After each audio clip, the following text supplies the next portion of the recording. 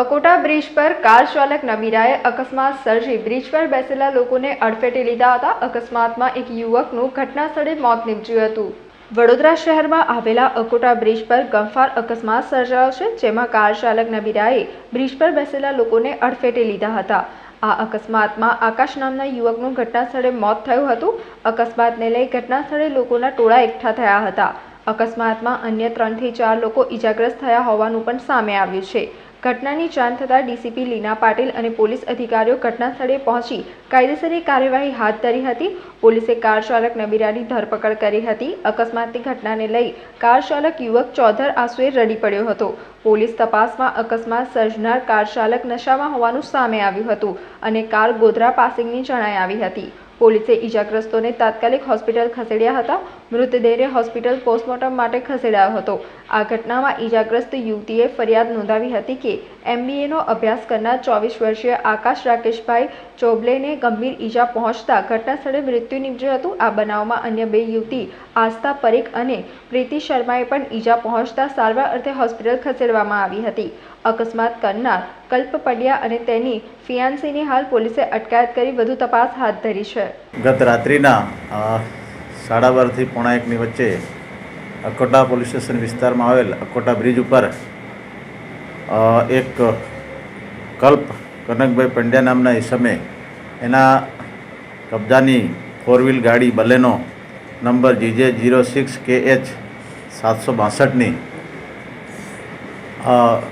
પૂર ઝડપે ચલાવી અને અકોટા બ્રિજ ઉપર બેસેલ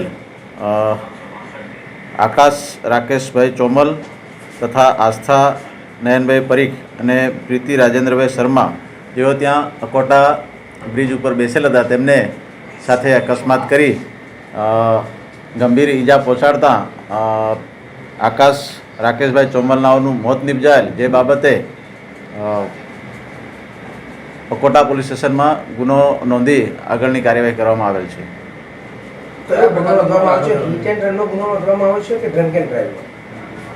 આ બાબતે IPC 304 મુજબ ગુનો નોંધવામાં આવેલ છે તથા તેની કારમાંથી એક નશાકારક પ્રવાહી ભરેલ પ્લાસ્ટિકની બોટલ મળી આવેલ, જે અંગે પણ અલગથી ગુનો રજીસ્ટર કરવામાં આવેલ છે. ગાડીમાં બીજી બધા પદાર્થ હતા કે કાચની નાની નાની બોટલો હતી, શું હતું?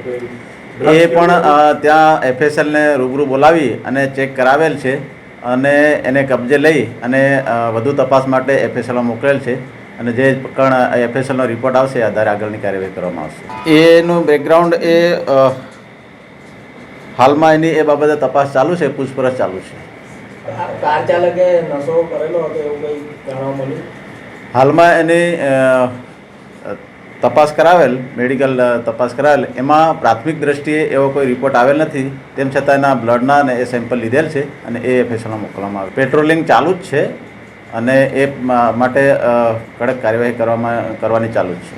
પોલીસની નિષ્કાળજી નથી, પોલીસની કાર્યવાહી ચાલુ જ છે. એ કાર ચાલક છે એને પણ આ કાર પલટી ખાઈ જતાં એને પણ ઈજા થયેલ છે. એ બાબતે એની હાલમાં સારવાર ચાલુ છે. અન્ય કોઈ હતા કારમાં? હા, એક સૃષ્ટિ સંકેત બચ્ચુભાઈ દેસાઈ કરીને એક લેડીઝ હતા એની સાથે, એમને પણ આ જે નશાકારક પ્રવાહી મળી આવેલ એ બાબતે એમની વિરુદ્ધ પણ ગુનો દાખલ કરવામાં આવ્યો છે. એ જે આ આરોપીના કહેવા મુજબ એના ફિયાન્સ હતા, એવું કે ના, એ લેડી છે, એમને ઈજા નથી પહોંચી એવી કોઈ માહિતી આજ દિન સુધીની તપાસમાં, અત્યાર સુધીની તપાસમાં જાણવા મળેલ નથી. એની વ્યવસ્થિત પૂછપરછ કરવામાં આવશે અને આગળ જે એને ગુનાના કામે ધરપકડ કરી અને નામદાર કોર્ટમાં રજૂ કરવામાં આવશે. એ સાહેબ ક્યાંથી ક્યાં જતા હતા?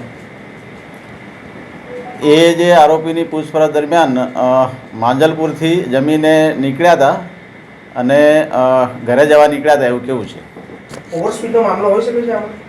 સ્થાનિક લોકો કહી રહ્યા છે. હા, એ બાબતે ગુનો દાખલ કરવામાં આવે છે. સમાચારોના સતત અપડેટ મેળવવા માટે લોકમત ન્યૂઝને YouTube ઉપર સબસ્ક્રાઇબ કરો, બેલ આઇકોન દબાવો અને અમારી સાથે જોડાયેલ રહો Facebook, Instagram અને Twitter ઉપર.